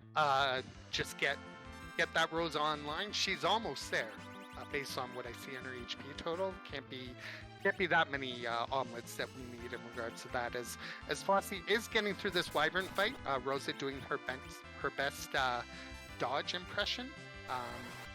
Looks as though she is through that fight, so that is definitely good for her. She will be able to warp and quickly hopefully be able to catch up to Warlink, who's just doing a bit of a grind, and Rosa does get Cure 4 there, so that was enough. In regards to that, so we will see. I anticipate that he goes to the moon shortly, but looks as though maybe he'll take another fight here, which, you know what? Over leveling in an RPG is not a bad thing. You wanna make life as easy as possible and go through those checks as quickly as possible. If it takes you 20 seconds to get an easy 68,000 experience, I'm definitely all for that. In regards to that, so no issues there. Do see the tower key on Flossie's side as she lights up Callum. I believe he's only at level 23, and unfortunately Flossie's going to see the bad news. That is really, really unfortunate. Yeah, and we know that football gauntlet is in the Baron basement. Oh, that's got to be rough. Yeah, unless she happens to, spike the Luca key, which could potentially be it could be at the Sure spot at Feymarch, but does she take that knowing it's not a required boss battle? I don't know. I don't think so, but definitely interesting to see how she chooses to route that out. As we do see Warlink again get a few more levels. Power Overwhelming is definitely good in the ZZ5 flag sets. Getting surprised by an egg in your level 40s is some kind of Dragon Warrior randomizer luck. So there's always that. And again, Helm's obviously got the goods here. He's up to Fatal, and I think Warlink's just getting ready to face check the moon and maybe finish things off in short order here, as we do see Flossie getting some eggs as well. Definitely, again, smart move. You want to be leveled to take on these bosses, and I definitely don't. I approve of this play, even though you're only getting 34,000 from Flossie's side. You've only got 6 key items. Getting to 10 is a bit of a slog at this point, so I just want to get some levels while I can, and definitely take care of business in regards to that. Yeah, I think with the party situations that they're in, Warlink, I'm fine with this. It's clear now he's going for Nuke on Powell, which when you're about to go try to clear bosses on the moon, you definitely want that, particularly with the Ribbon Room and the Massa spots. And also on Flossie's side, yeah, you've been struggling with a few fights here. I wholeheartedly agree with taking some eggs to kind of turn the corner, and kind of let's put it to a higher gear for the rest of the seed. I like what Flossie's doing here. Agreed. You wanna try and level up just to make life just a little bit easier for you there in regards to that, and getting 34,000 experience every 30 seconds is definitely a good way to do that, as we do see Warlink appears to be happy with his levels and is going to go back up. I believe he is going to summon the big whale at this point, and then yes, he is trolling over to Mysidia, and he's going to see rip phasing through the Black Mage there, but we will see a magic cutscene here where the whale will be brought to us, and it will be fantastic. We will take this opportunity to quickly again thank Ribbon Quest and Blue Wizard for making sure everything behind the scenes is working great, and to my co-commentator Y2 Sky, make sure that you give all of them a follow. They are all absolutely wonderful and outstanding and amazing people, and I appreciate all of the work that they do to bring us this amazing action. It can't be done without the people behind the scenes, so they make it really easy for me and Y2 Sky to do our job, and I just want to shout out to them because again, without them, I'm just sitting here commentating by myself and nobody. Yeah, but don't sell yourself short, Nancy. You've put on a fantastic show here yourself. So, yeah, definitely pop over. If you're doing some Twitch follows, and definitely pop over to Nitsky1, the channel there, and give him a follow. Definitely do that. Thanks. And yes, Flossie a little bit playing with fire here, but I mean, it's an egg.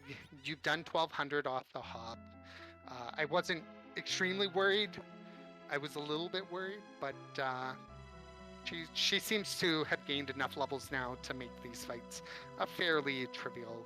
And we do see Warlink on the moon, and he is going to check the value cape, and it is a sparkle. So let's give it a look, or are you going to say, nah, oh, interesting, because we do have Pale Dim, and I believe Pale Dim's a sparkle, so that's definitely interesting. Yeah, we may be, this may be a little bit of a slip here in forgetting that Pale Dim is on the table. Yeah, I just thank you, White Sky, for double checking that Pale Dim is a sparkle, because I'm not perfect. I never claim to be perfect, so definitely appreciate that check there, because I know the guards will be the red, I believe. Oh, wait a minute. This might have been for a heal. Yeah, I did see him go back into the whale and heal up. Perhaps he thought maybe I should have some HP, perhaps. Yeah, I think that was for a heal because I think we went and took a brief power nap there in the lunar well. Okay, so he is going back there. That's definitely good. You always want to check in. Hey, look at that. It is our S if you look at it sideways. Pale dim. More different S than the Ogopogo and the Clapper.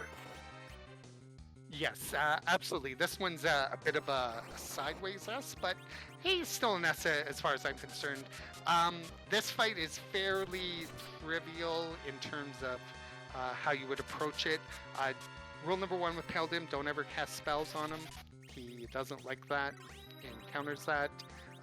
And if you just hit him with physical attacks, he will counter with... actually, I lied. Virus is not one that triggers his script, so in regards to that. Sid doing his part.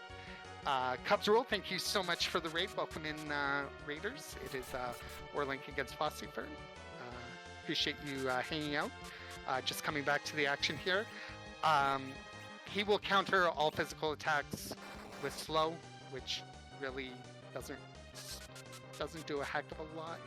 It slows our party down, but relatively speaking, not that much. And you see Edge is able to do some work there, 3,300, get some blinks up, make sure that when he does physically attack, because for some reason the developers in this game, even though this is a Bahamut spot, they give him a lot of physical attack because they're amazing and awesome. And we love them for making this game.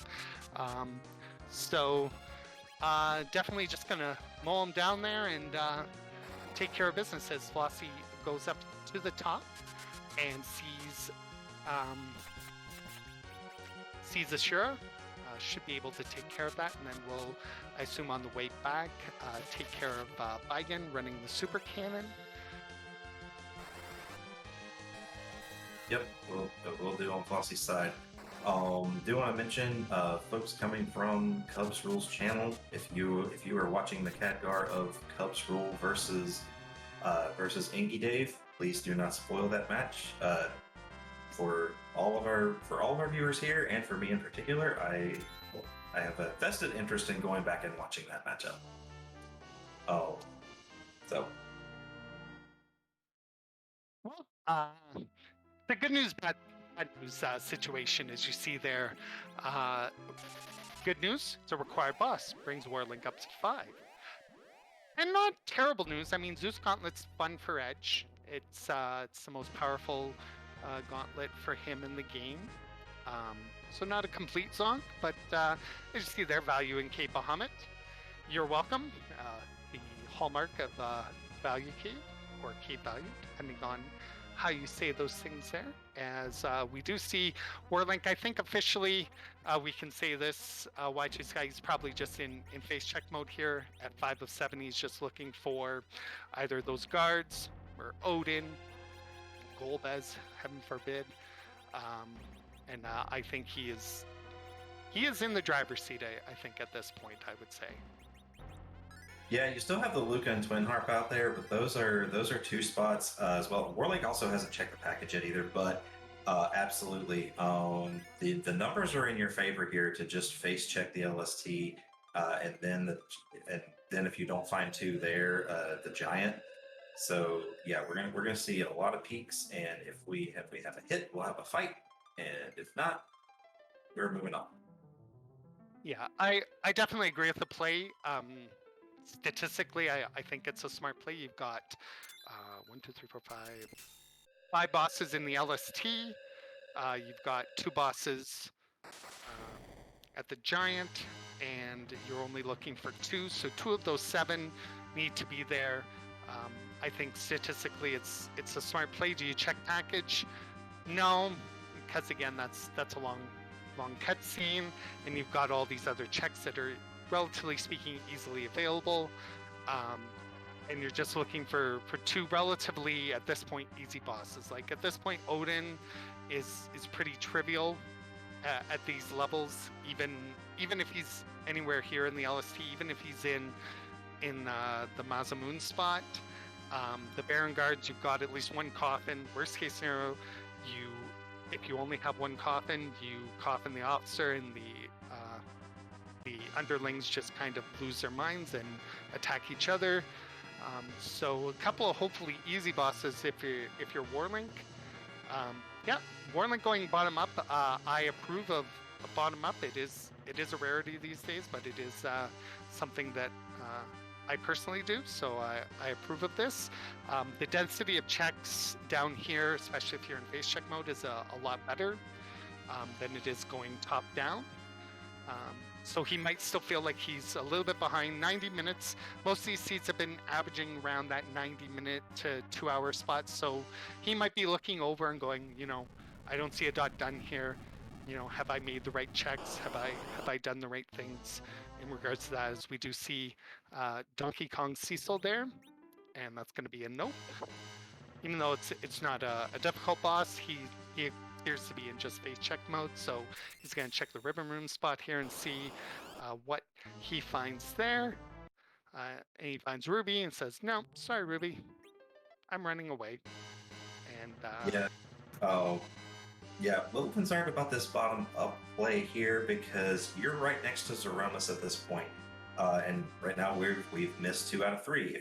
If the Masa altar here is a hit and the Mura altar is the boss, then you've either got a big whale cutscene to do to go back to use the pass, or you've got to walk back down.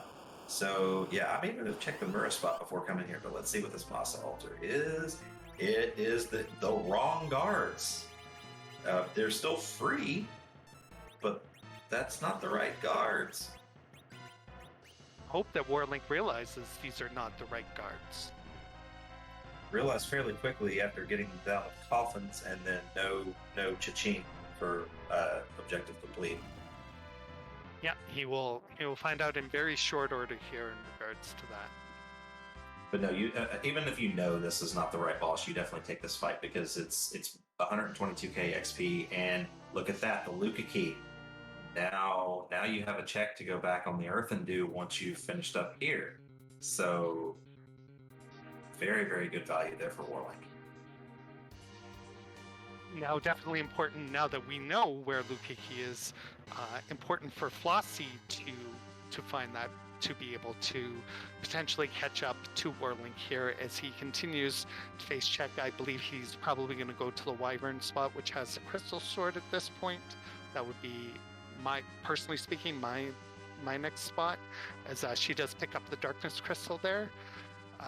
A sense of urgency probably on both of our runners' faces at this point, as again, you're looking over, and people can say they don't, but I believe that they do for the most part.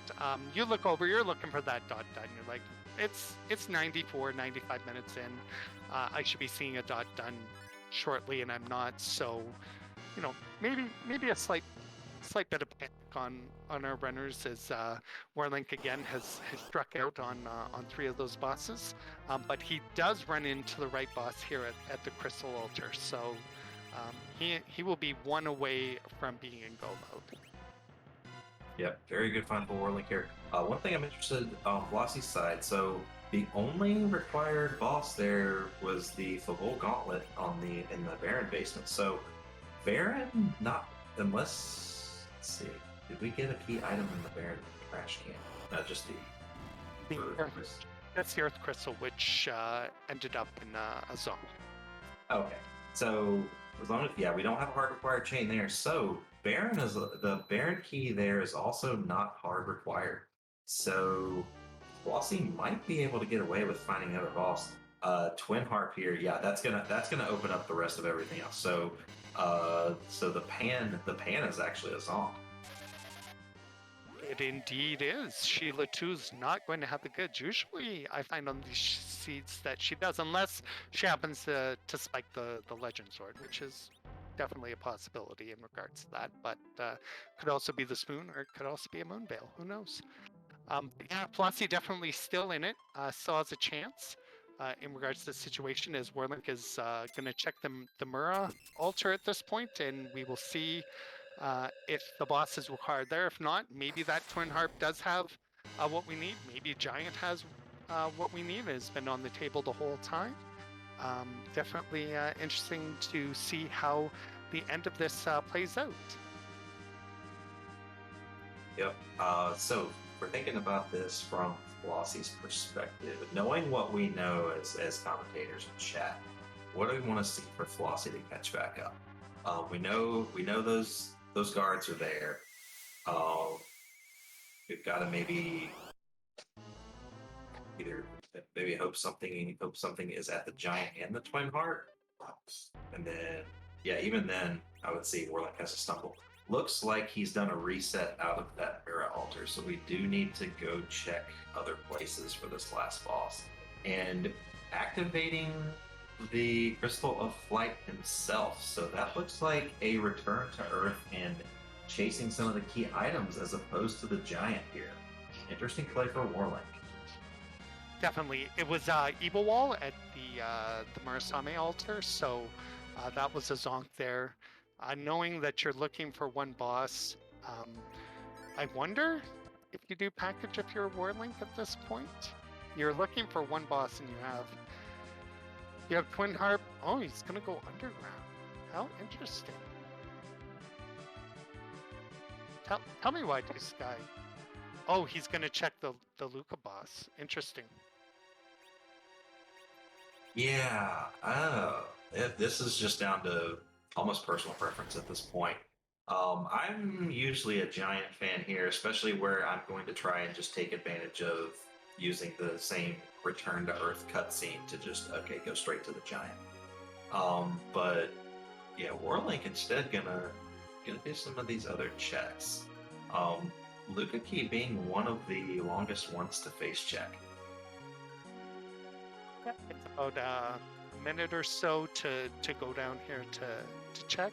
Again, at the levels that he's at, I'm not anticipating a problem here, especially if it's Odin, if it's Golbez. If it's Golbez, it's more annoying than anything else. But as chat has indicated, thank you, Sheep Launcher, Luca reset into Baron is quicker than Giant reset into Baron. You're absolutely right. That Giant cutscene can take a little bit of time in regards to that, so maybe he's just playing the numbers at this point, which I definitely agree with 100% on that, as we do see Flossie continuing her grind, getting her characters some more levels there. Definitely a smart play in regards to that, and we will see what the boss is on Warlink's side, and we are looking at it's time. Get your little Bez emotes out in chat. For go mode for Warlink. Very, very good. Very, very good check. Ended up working out in his favor. It did. I'm sure he would have rather Odin be here, but I as long as you win the 50-50 here, I think you're good to go. Yeah, and as long as Yang doesn't get devoured by the Shadow Dragon here, Warlink should be good, because Yang had some gear onto resist paralysis that unfortunately did not win that die roll. It's almost like Shadow Dragon knew. Ooh, this one moves. For sure. So we will see again here if Warlink wins the 50-50 lottery. Yeah, Barabbas in chat saying a commentator curse. That's absolutely right, because you remember I had also called the Wyvern at Dwarf 2 there earlier as well. So yeah, I got to be careful what I say. Oh, just surviving enough, but that virus is ticking down.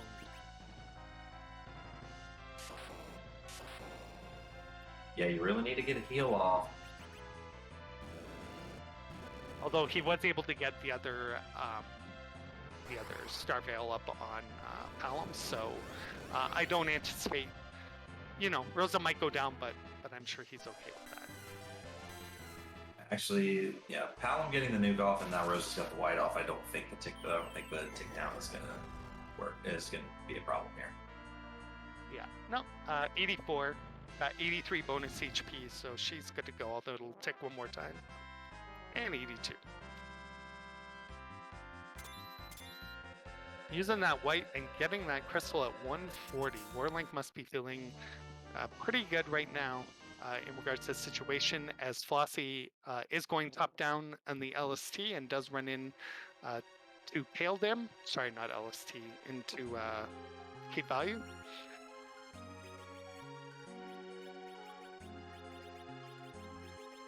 Yeah, Palom at level 55, I think you're pretty good there in regards to that. Yeah, Warlink setting up that warp on the bottom left, exactly where you want it. In fact, I'd probably even take a second to move Palom up to like the top slot there, just to even save that little bit of time menuing. Yeah, that's normally what I would do in these situations. Warlink correctly identifying that room is faster to walk than it is to cast warp, as well as this room as well. In regards to that, just little tweaks, little time saves that you can incorporate in, and it all ends up helping out in the end. As we will probably see Warlink just go, and he has a pack. He's already on Earth. He doesn't have to go back to the moon, so he is feeling good about that. And he's going to go up to Freya, and he's probably just going to take a nap here. That's what I would do. Yep, Warlink getting ready to go through the pass door and fight that Zoromus. I gotta tell you, the warping out of Luca in go mode when you have the crystal is gotta be like just okay. It feels extra long when you do that, because it's just like, oh, I gotta go, I gotta warp all the way out of here and get to Zoromus. Oh no. Absolutely. So in this randomizer, unfortunately we can't move Zoromus around. He's too OP, and he's too crazy to have at any other spot other than the end. But what we can do is we can randomize his sprite, and I believe I've heard recently there's as many as 570, if not more, different randomized sprites. So in the name of the blue moon, whose butt are we going to kick tonight? Tonight, yeah, wherever you are on our blue planet, we are about to answer the question: whose butt are we going to kick? Is it cute? Is it scary? Does it have a hat? And the most importantly, how that no one ever asks, how is Bud? That's true. People forget about that one. There are so many. Will it help you with your 2022 taxes? Jason Ellis in chat. You'll have to ask Zoromus yourself. He's available Monday through Friday, 8 a.m. through 4 p.m. Does the name start with S? Oh my goodness, there are so many. Skull, we need a Google Doc just to know all of them here. As the crystal is used, Sid is doing his part to help the team. I believe, yeah, you got 9 Bacchuses. Just drink up Yang, drink up Edge, and tell me you know where this is from, Y2 Sky, because I have no clue. I'm afraid I do not. Ribbon Quest helping us in chat there. This guy. Nice. Apparently from Disgaea 1, Lamington. So probably no help with your taxes there in regards to that. To my knowledge, knowing about the series there. As we're going to see some hybrid strats from Warlink, as Flossie does get through the Alien boss there. So again, throwing that Silk Web, Zoromus has a neat little script that we can nerf to make that first Big Bang seem like really paltry in comparison. From Warlink's side, the nuke going on the best character, in this case Sid, and he's just gonna grin and have a nap as we see Edge and Yang doing about 6k per turn. Rosa and Palom are going to help out You do not trigger a counter from Zoromus's script if you bounce a reflected spell off of one of your characters. So Warlink doing well to do that. And 6970, rip 6969.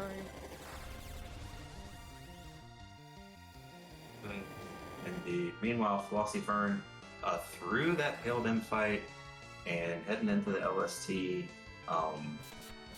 See what she does. Hopefully, she will quickly find those guards. Get some maybe some free XP from that Masa altar, and keep moving along here.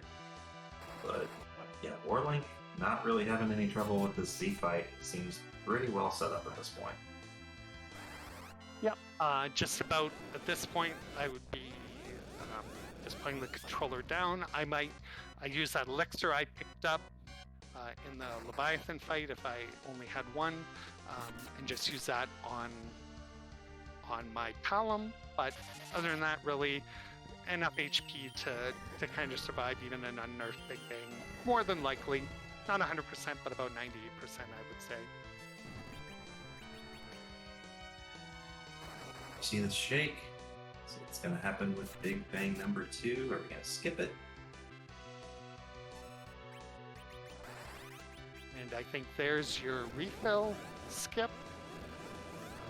As Z kind of just glitches out for a second there when he's supposed to take his turn. But so in this game, because integers are hard, Z has about 124,000 HP.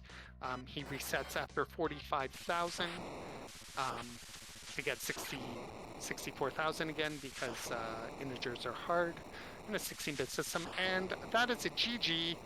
Get your GGs out for our winner. And joining us in the booth at 147.29 is Warlink. GG and congratulations on your fight there. Thank you, everyone. Perfect. So, on behalf of myself and my colleague White Sky, what did you think about this scene? Why does it take over an hour between two bosses? That's the one thing that I'm starting panicking. Yes, we saw it was a slow to start there in regards to that, and definitely something in regards to that. The seed was just trolling you. It's Ribbon Quest is getting quite a name for herself in regards to the seeds that she rolls. Hey, sorry, can you hear me? There we go. Yeah, no, that was just kind of one of those seeds. I mean, we all have them. And I think I got a little tilty in the beginning and just never really righted the ship there. But GG's to Warlink. Yeah, that hook was a thing. Yeah, I don't know how long it took you to get through at Warlink, but I feel like I'm still doing it, so. Ogopogo wasn't that bad. I was throwing, yeah. I was throwing the kitchen sink at it, and then Demus is just basically, okay, let's just bluff Palom and just virus it and just hope for the best. Right. Yeah, for whatever reason, it took me a really long time, and that on top of the plague, and then getting to Dwarf and seeing, like, after CPU Wyvern at Dwarf 2, I was just like, okay, all right, here we are. Yeah, that was definitely not an easy fight. Both the Ogopogo and the Demus would be a bit of a slog in regards to that. Oh yeah, absolutely.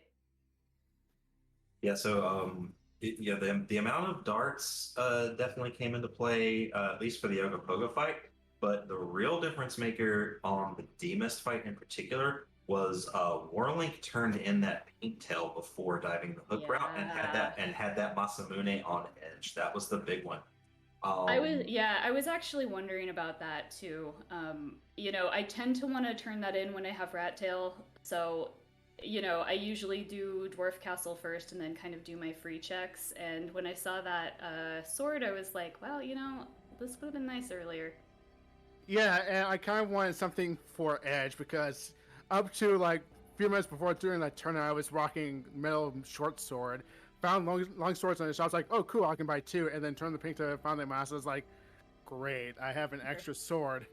Right, right. Yeah, I think I was rocking the middle and the assassin dagger through that demist fight, so you know how it goes. Yeah, it was a tough one. Also on Ordeals, having those starts at Balvalis definitely helped out for Warlink there. It was just, a series of unfortunate events, which is free enterprise usually about 99% of the time. That's why we love the game.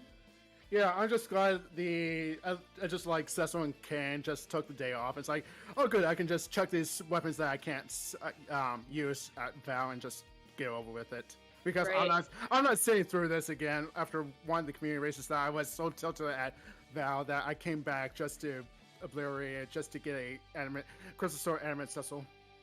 Yeah, it no matter what, it hurts to throw an Avenger even if you can't use it, so that was rough. And then I was kind of plinking for like double digits after that. It was just, yeah. Yeah, but definitely good work on both of you for getting through that. That is that route has tripped up more than a few runners in my experience in running tournaments for this game. So it definitely don't sell yourself short. Y'all put on a really good show and showed a lot of grit and tenacity getting through this tough boss fights. Um, I do want to have kind of pick Warling's brain here at have a question about the mid game especially. So the key item checks definitely made the end game decision very interesting. You've definitely got the darkness crystal pretty early on. You don't quite have 10 key items yet, but then every little earth check you do is throwing another gating key item at you. What are you thinking there as you're getting this chain of earth crystal, then later let's see, I'm trying to think. Excuse me. First, it was Barren Castle. Then you're finding the Earth Crystal. So, what's going through your mind as like, are you getting more and more nervous that you're not face checking the moon? Walk me through your thought process here, Warlink. I was trying to do like the areas that has the most boss, like more bosses that easily go through. Baron has 3, Side has 2, and it's just basically of doing those boss checks, which is simple and fast. And once I hit that 10 key item mark, I can just go underground, just do eggs, and hopefully everything will go. Do the eggs, get everyone up to end level game, and then go up to the moon and hope everything is somewhat up there. Yeah. Excuse me. Go ahead. Go ahead, Nancy. Yeah, definitely was probably where the race kind of turned at that point. But again, super tough seed and a bit of a slog. But you both did amazing. I probably run it in 2.5 hours. So definitely GGs to both of you. You both were amazing. Just one final question to Flossie.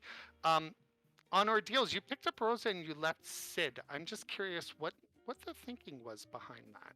You know, I'm a big fan of the Heroine Robe Porum if I also have a Rosa, and I thought, I could probably grab Sid later for an anchor. As it went, though, I never ended up getting a great bow for Porum, so I definitely regretted that decision. Okay.